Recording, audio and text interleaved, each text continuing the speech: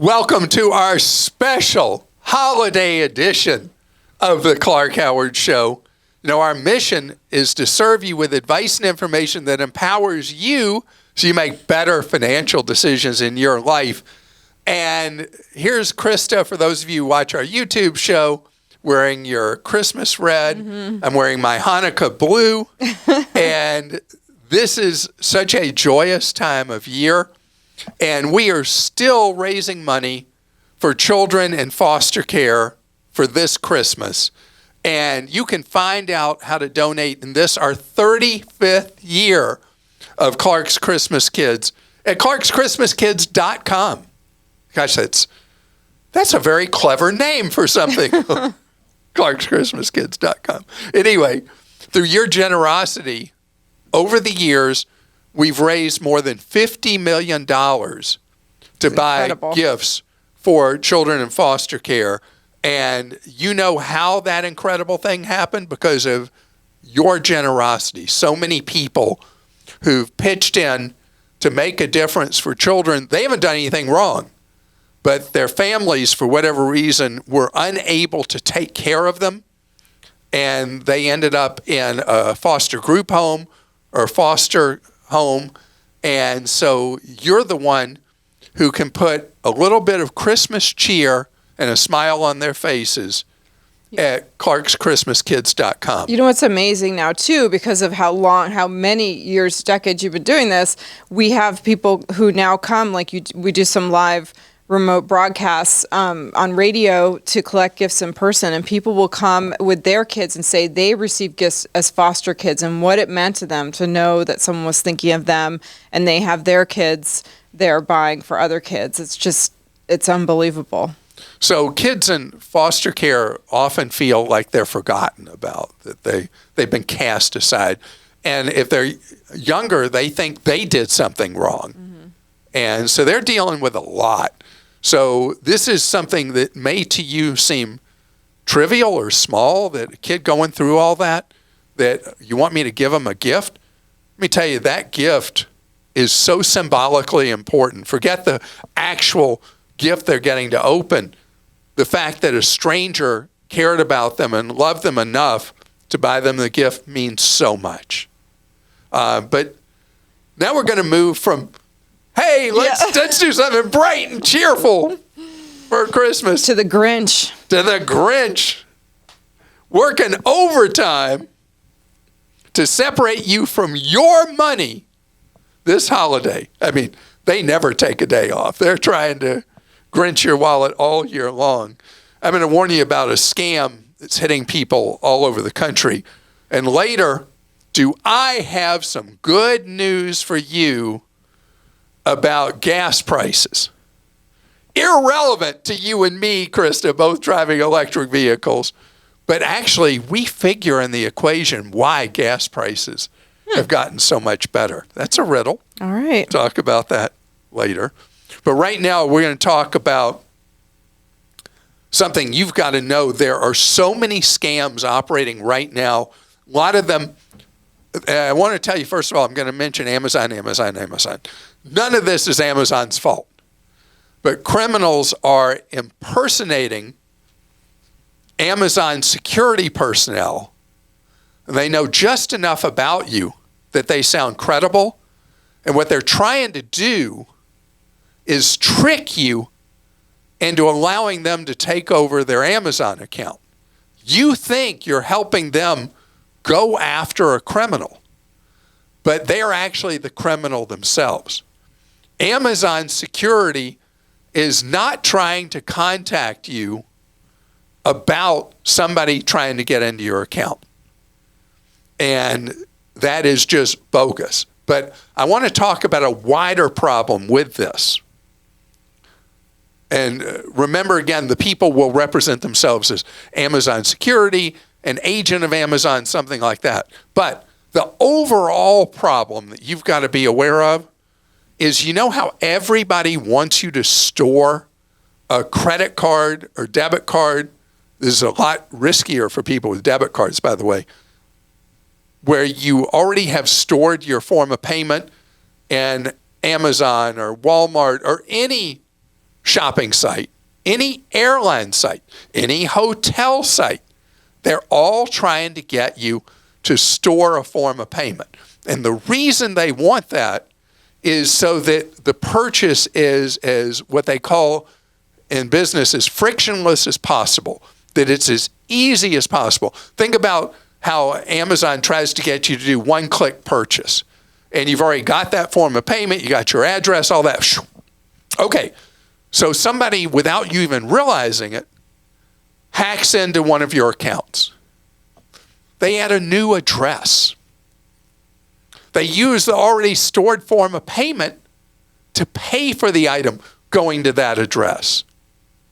Unless you're paying close attention to your account, and particularly your credit card statement, or really scary, your debit card that debits, and you would see it on your checking account statement, you lose the money and they bought the items on you and you have no way to reclaim your money. So I know that everybody in retail hates it when anybody says what I just said. Do not store a form of payment in there.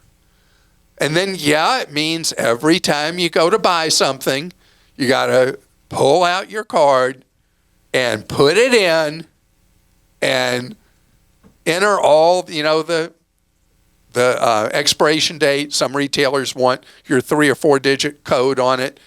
Most do, actually. You got to do all that manually.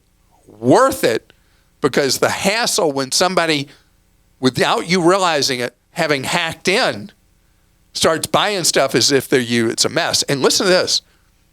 You don't realize they've hacked in. They don't want you to know, because they will be able to continue to buy using your form of payment.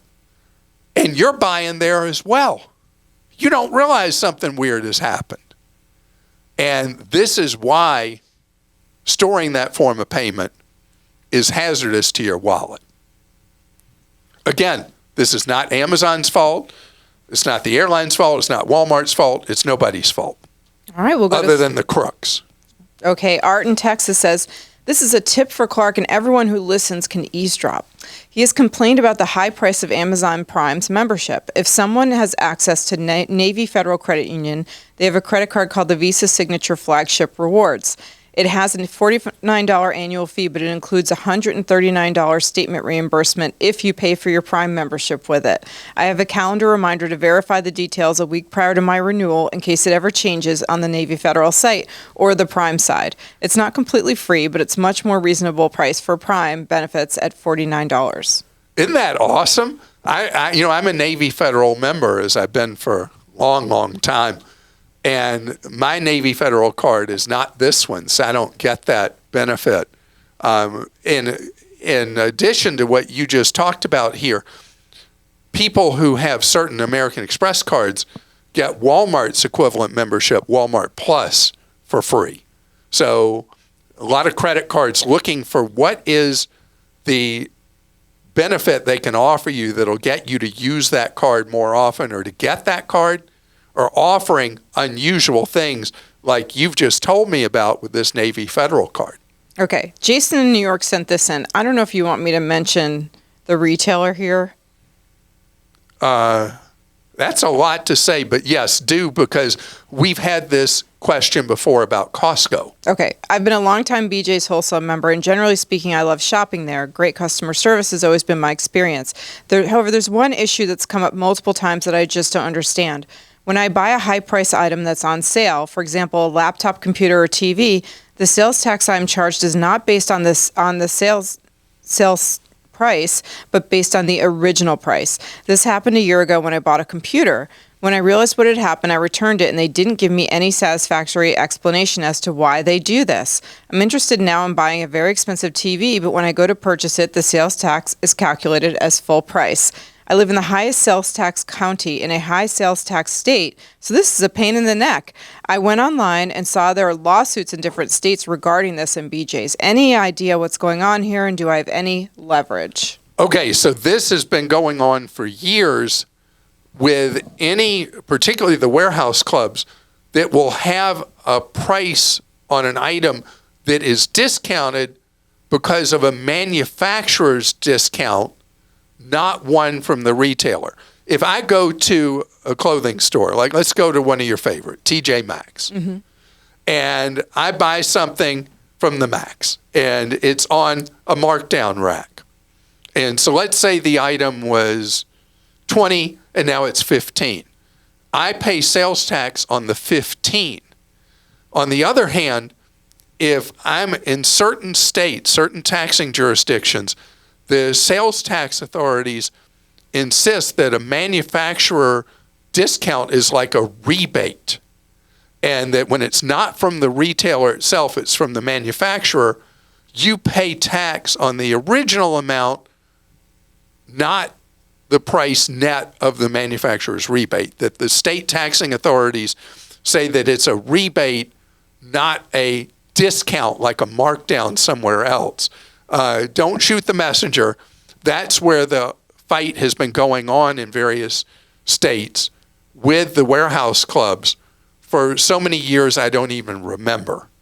Okay, Kevin in Iowa says, I often listen to satellite radio and I keep hearing commercial ads for a form of health coverage, let's call it. With a bit of research, I learned this is not actual health insurance. Do you have any information on this company, how it works, and why someone would want or not want to take part in this?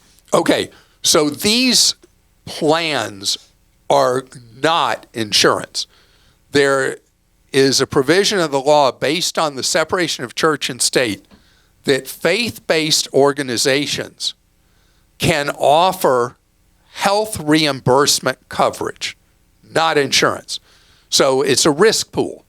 So instead of an insurance company providing the coverage, everybody who pays in to the risk pool, it's a pool of money, somebody gets sick, it pays. So what happens with these is they can go bust. If a risk pool has unexpectedly large claims from somebody who needs a very exotic transplant or has a very expensive cancer, something like that, the fund can be exhausted and bills go unpaid. These pooling organizations, it tends to work fine for routine medical. It's when the chips are down, when somebody's got something really serious, that they could end up exposed. And so that's the best explanation I can give of a health reimbursement co-op, I guess we could call them.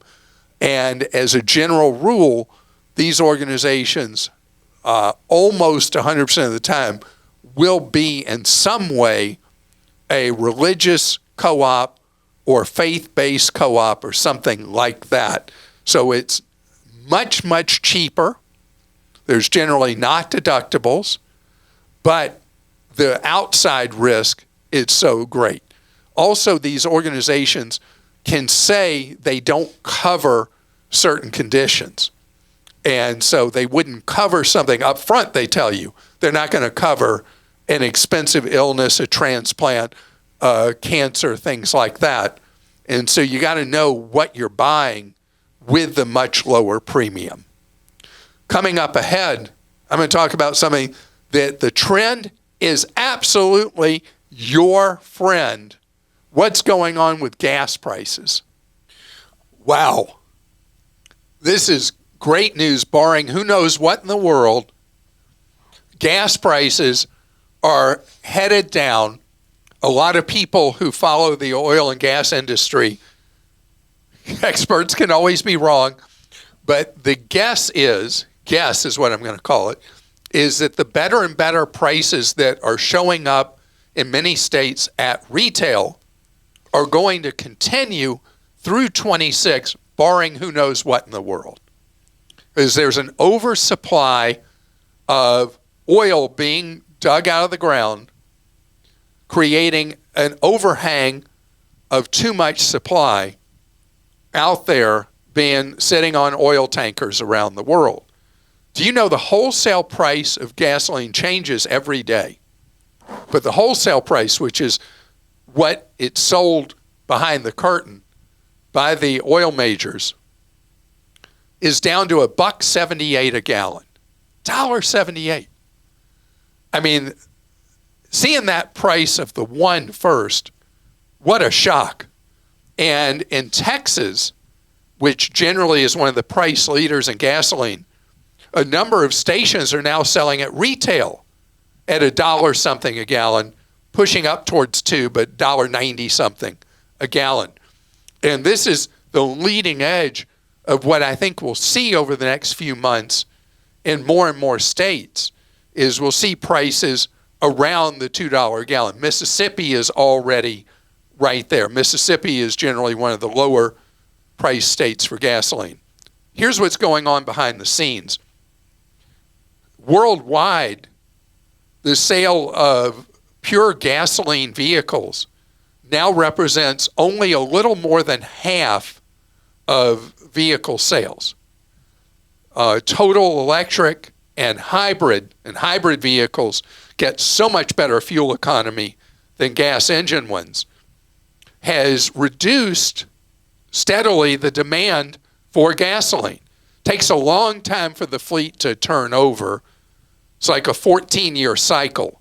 But every year, really every month, as the vehicles being sold are more pure electrics or hybrids, the number of gallon of gas demand that was anticipated isn't there, even as more and more vehicles are being sold in the world.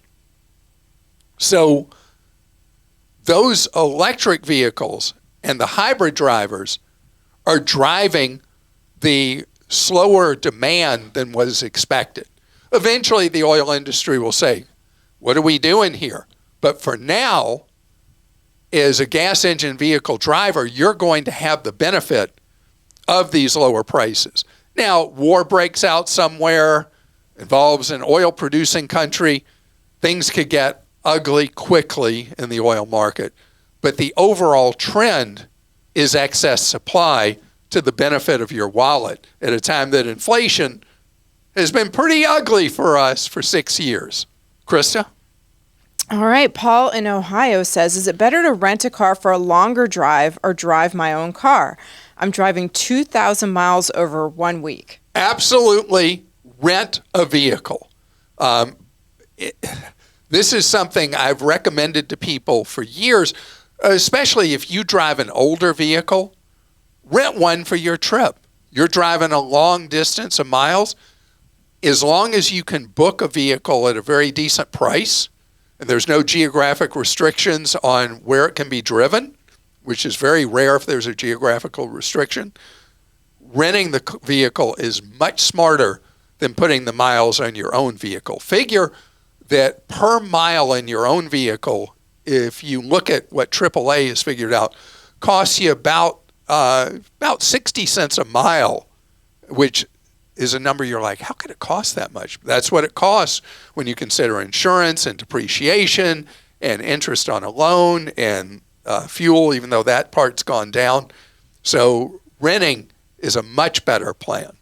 All right, so it doesn't depend on what car you have or anything like that. Like not if you're putting on, like, was that 2,000 miles in a week? Yeah, 2,000. Yeah, that needs to be done in a rental.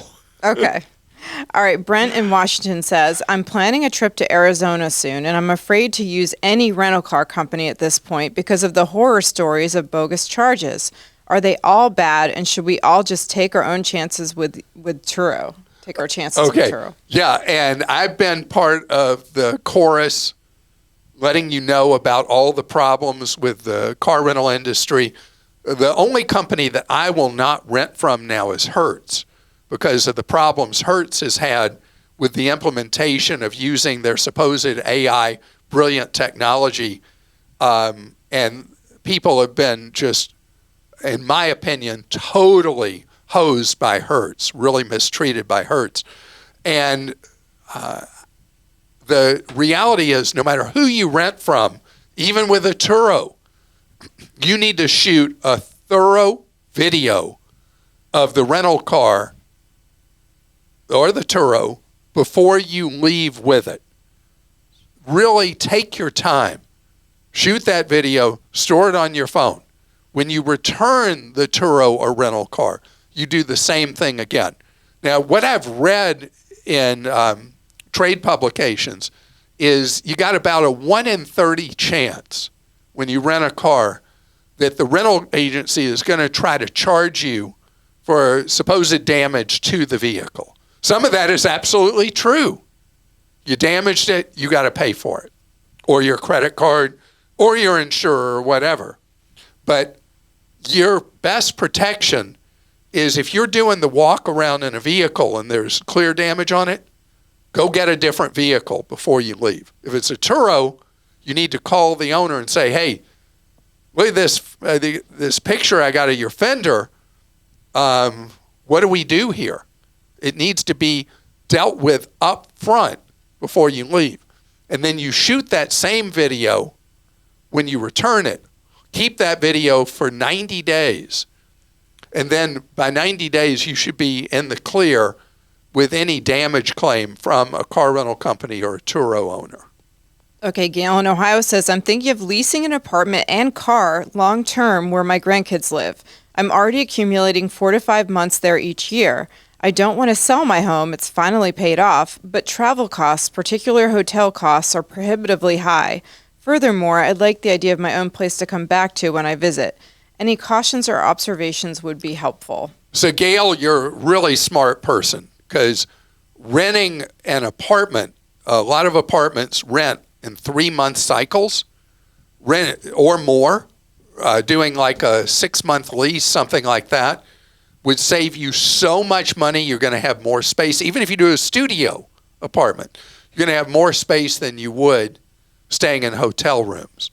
And that is really good thinking.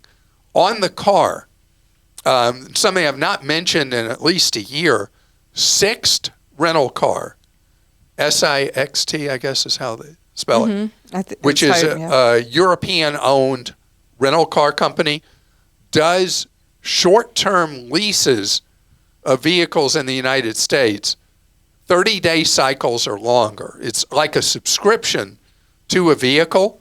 So you could subscribe where you go to be with the grandkids.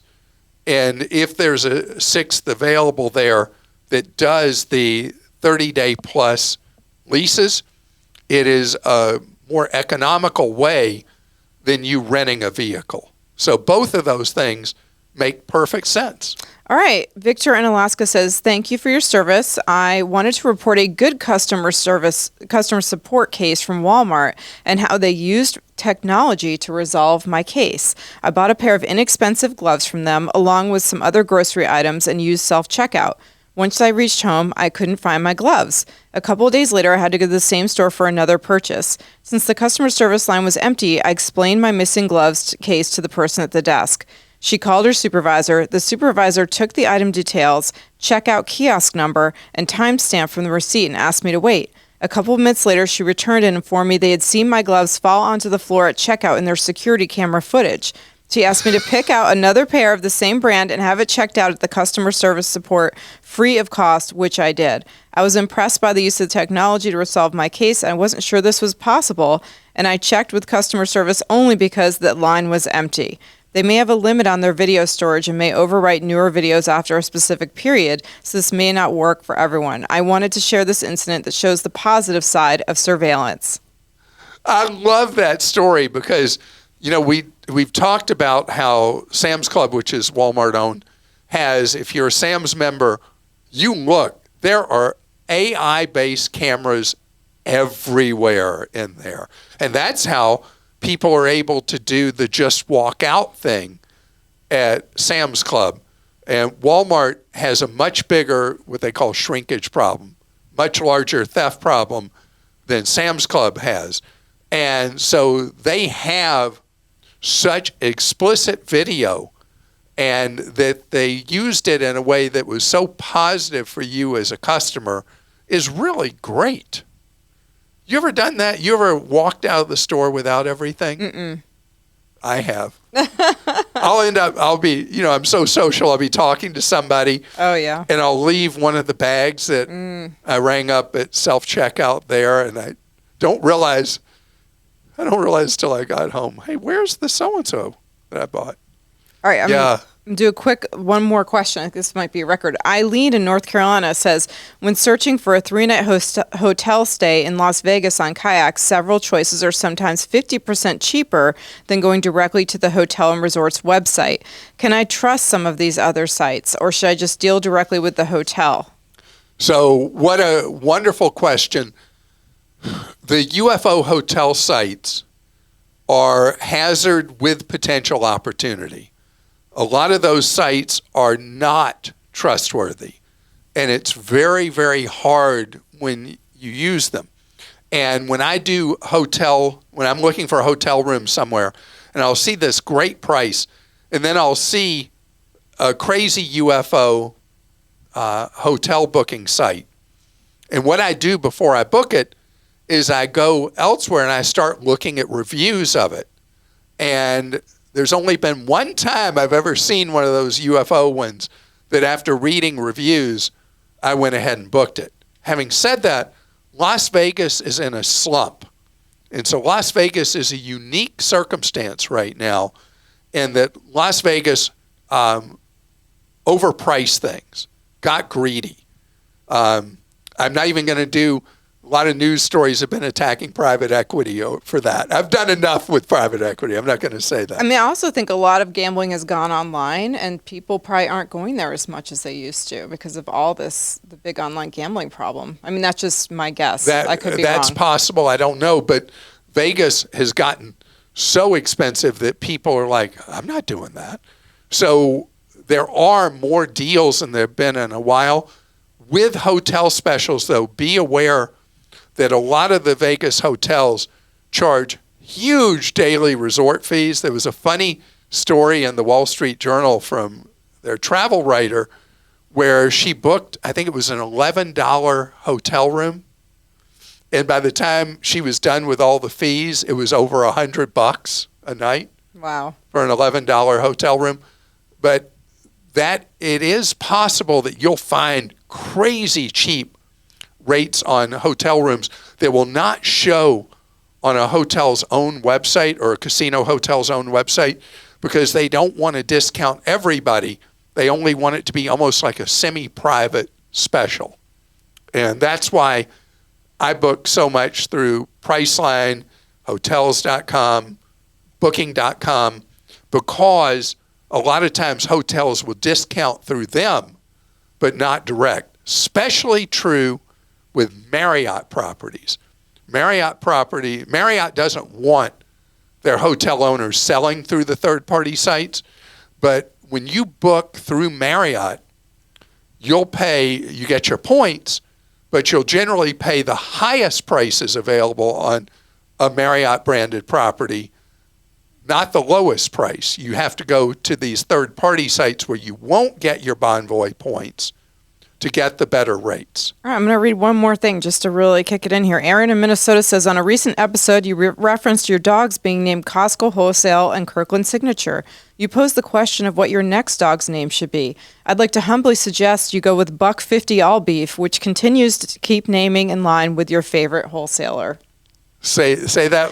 Buck50 All Beef, the hot dog. Buck50 All Beef. So you can call it Buck. Have I said what Lane has said our next dog is going to be named? Yes. Dyson. Dyson. I did say that. Yeah. I mean, which is as polar opposite my cheapness as you could be. Uh-huh. But she is obsessed with anything Dyson she's ever owned as being the best quality there's ever been. Now, me, even if Dyson's the best, I've always said I'll accept lower quality for a lower price. And I could never find myself spending the money on a Dyson item. But Buck50, that's Buck, little Buck. Come here, Buck. One of our best friends has a dog named Bunk. Oh, that's cute. So that would be confusing when the two of them are together. Yeah. Bunk and Buck50. What's going to happen when they eventually have to raise the price of the hot dog drink combo? They'll have to change the name of the dog, yeah. right? Well, thank you so much for joining us. This is our last show before Christmas. And I want to wish you... We'll be back next Monday. Next Monday, you're right. I want to wish you the most wonderful and joyous holiday season. Me too. You celebrate Christmas, you celebrate Hanukkah, you celebrate whatever. I hope that it's a time for you to enjoy family and friends and know what we're about all year long, even on Christmas Day, helping you. Our present to you all year long is that our whole goal is to give you ways to save more, spend less, and avoid getting ripped off. And see you next Monday.